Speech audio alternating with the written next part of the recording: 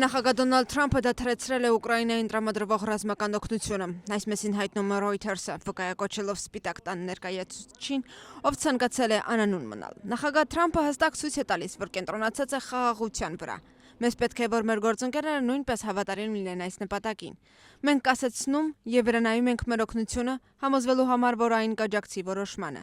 ասել է Սպիտակ տան ներկայացուցիչը։ Ինչպես հայտնի է, օգնության դադարեցումը կվերաբերի ողջ զինտեխնիկային, որը դեռ Ուկրաինայում չէ։ Դրանց թվում կան զենքեր, որոնք գտնվում են տարանցիկ եւ լիհական պահեստներում։ Լրատվամիջոցը նշում է, որ Թրամփը նման որոշում է կայացրել փետրվարի 28-ին Սպիտակ տանն Ուկրաինայի նախագահ Վոլոդիմիր Զելենսկու հետ ունեցած բանավեճից հետո։ Դոնալդ Թրամփն իր սոցիալական էջում գրել է, որ Ուկրաինայի նախագահը չի ցանկանում խաղաղություն։ True Social-ում հրապարակված գրառման մեջ Թրամփը կիսվել է Վոլոդիմիր Զելենսկու հայտարարությամբ, որում Զելենսկին ասել է, որ պատերազմի ավարտը դեռ շատ հեռու է։ Սարսափելի հայտարարություն է, որը Զելենսկին կարող էր անել, եւ Ամերիկան դա երկար չի հանդուրժի։ Ահա թե ինչ է ասում, այս մարդը չի ցանկանում խաղաղություն, քանի դեռ չունի Ամերիկայի աջակցությունը։ Եվրոպան Զելենսկու հետ հանդիպման ժամանակ ուղղակիորեն հայտարարել է, որ իրենք չեն կարող այդ գործն անել առանց Միացյալ Նահանգների։ Հավանաբար լավ հայտարարություն չէ Ռուսաստանի դեմ ուժ ցուցադրելու առումով, ինչի մասին են մտածում նրանք, գրել է Դոնալդ Թրամփն իր սոցիալական էջում։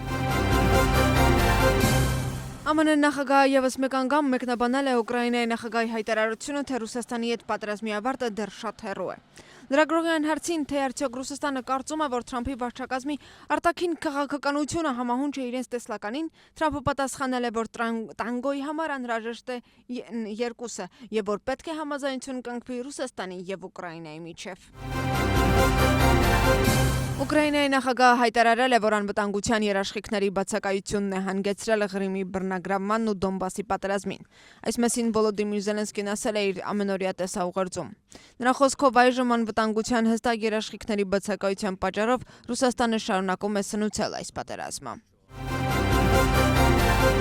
ԱՄՆ նախագահ Դոնալդ Թրամփը հայտարարել է, որ Կանադայի եւ Մեքսիկայի նկատմամբ 25%-անոց մաքսատուրքեր ուժի մեջ կպնտնեն մարտի 4-ից։ Այս մասին Թրամփը հայտարարել է Սպիտակ տանը կայացած մամուլի ասուլիսի ժամանակ, որտեղ նա հայտարարել է թայվանական չիփերի հսկայական ընկերության կողմից ԱՄՆ-ում $100 միլիարդ ներդրման մասին։ Ըստ ԱՄՆ նախագահի, տեղ չի մնացել գործարքի համար, որը կզերծեր այդ երկրներին մաքսատուրքերից։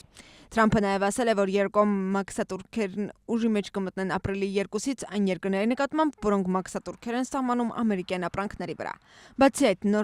նա ստորագրել է գործադիր հրաման, որը կրկնապատկում է չինական ապրանքների մաքսատուրքը 10-ից 20%-ի։ Հիշեցնենք, որ Դոնալդ Թրամփը սակագնի մասին հրամանը ստորագրել էր դեռ փետրվարի սկզբին։ Կանադան եւ Չինաստանը պատասխան մաքսատուրքեր են սահմանել ընդդեմ ԱՄՆ-ի։ Չինաստանի պետական խորհրդի սակագների հանձնաժողովի հայտարարության մեջ ասվում է, որ հավիտ, սորենի, եգիպտացորենի եւ բամբակի համար կսահմանվեն 15%-անոց մաքսատուրքեր, իսկ 10%-անոց մաքսատուրք կսահմանվի սորգոյի, սոյայի, խոզի, տավարի մսի, ծովամթերքի, մրգերի, բանջարեղենի, կաթնամթերքի վրա։ Կանադան հայտարարել է ամերիկյան ապրանքների համար 25%-անոց մաքսատուրքեր սահմանելու մասին։ Այս մասին հայտարարել է Կանադայի վարչապետ Ջասթին Թրյուդոն։ Մասնավորապես մարտի 4-ից ուժի մեջ կմտնեն կանադական մաքսատուրքերը $30 միլիարդ արժողությամբ ապրանքների վրա, իսկ $125 միլիարդ ապրանքների վրա 21 օրից։ Վրաստանի վարչապետը մեկնել է Ուզբեկստանի Հանրապետություն։ Պաշտոնական այցի շրջանակներում նախատեսված են Իրաք Ռեկոպախիձեի հանդիպումներն Ուզբեկստանի նախագահի, վարչապետի, ինչպես նաև օրենսդիր ժողովի ստորին պալատի նախագահի ու սենատի նախագահի հետ։ Տաշկենտում երկու երկրների կառավարությունների անդամների մասնակցությամբ տեղի կունենա Վրաստանի եւ Ուզբեկստանի միջև տնտեսական համագործակցության միջկառավարական հանձնաժողովի 10-րդ նիստը։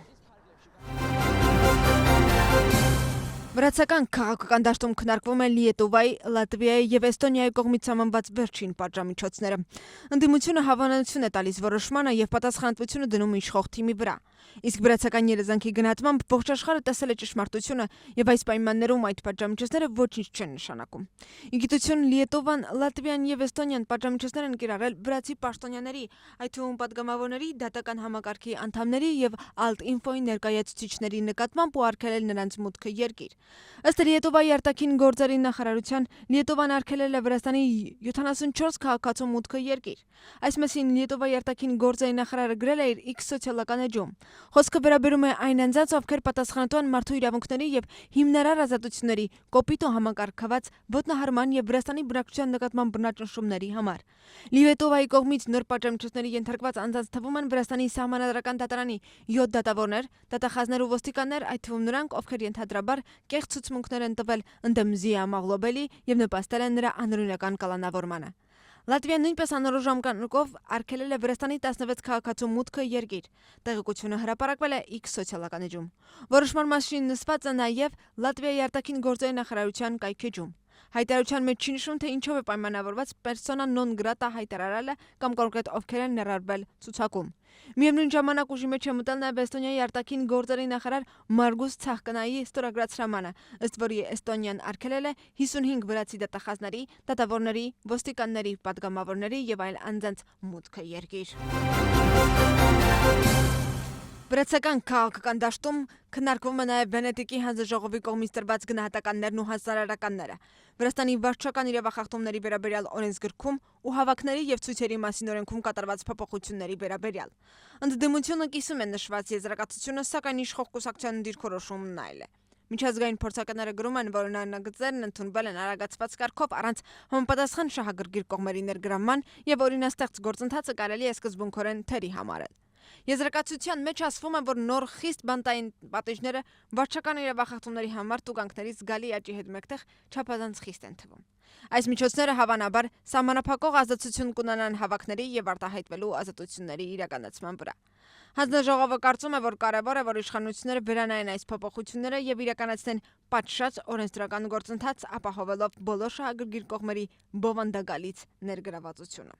Վենետիկի հանձնաժողովի եզրակացությունը ներառում է մի քանի հանձնարարականներ, այդ թվում պատժամիջոցների վերանայում, որոնք կիրառել են հավաքների ու խոսքի ազատության համատեքստում։ Վրացի լրագրող Զիա Մաղլոբելին մեկամսյա դադարից հետո կկանգնի դատարանի առջև։ Նա պետք է անհապաղ ազատ արձակվի։ Այս մասին գրված է Գերմանիայի արտաքին գործերի նախարարության հայտարարության մեջ։ Վրացական երազանքը շարունակում է լրագրողների, ցուցարարների եւ ընդդիմության դեմ ուղղված ահաբեկման քարոզարշավը։ Մենք կանգնած ենք նրանց կողքին, ովքեր պաշտպանում են ազատությունը, ասված է Գերմանիայի արտաքին գործերի նախարարության հայտարարության մեջ, որը հրապարակվել է սոցիալական էջում։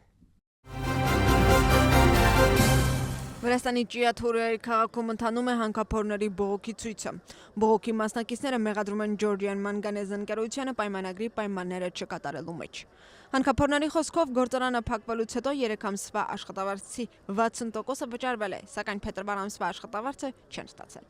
Նրանք կառավարությանը կոչ են անում բանակցություններ վարել, ինչպես նաև պահանջում են, որ պետությունը ստանձնի օգտակար հանածոների արդյունահանման գործընթացը։ Որոշ հանքափորներ չեն ցանկանում խոսել լրագրողների հետ։ Ինչ վերաբերում է Ջորջիան մանգանեզին, ապա ընկերությունը Ճիաթուրիայում ընթացող իրադարձությունների վերաբերյալ իր դիրքորոշումը կհայտնի մինչև շաբաթավերջ։ Թորնիկե Ռժվաձը Նիջերիայի մշակույթի նախարարի պաշտոնում առաջադրել է Էլիսո Բոլքվաձեի թեկնածությունը։ Աջերեի կրթության, մշակույթի եւ սպորտի նախարարությունը առանձնացվել է Վոլոտայի նախարարության, մշակույթի նախարարության, որը ձևավորվում է որպես անկախ նախարարություն։ Տեղեկացնենք, որ Էլիսո Բոլքվաձեն մինչ այդ եղել է Վրաստանի 10-րդ գումարման խորհրդանի падգամավոր, մշակույթի հանձնաժողովի նախագահ։ Նա ՅՈՒՆԵՍԿՕ-ի խաղաղության դեսպանն է եւ Բաթումի երաժշտության ու արվեստի միջազգային Սևծովյան փառատոնի հիմնադիրը։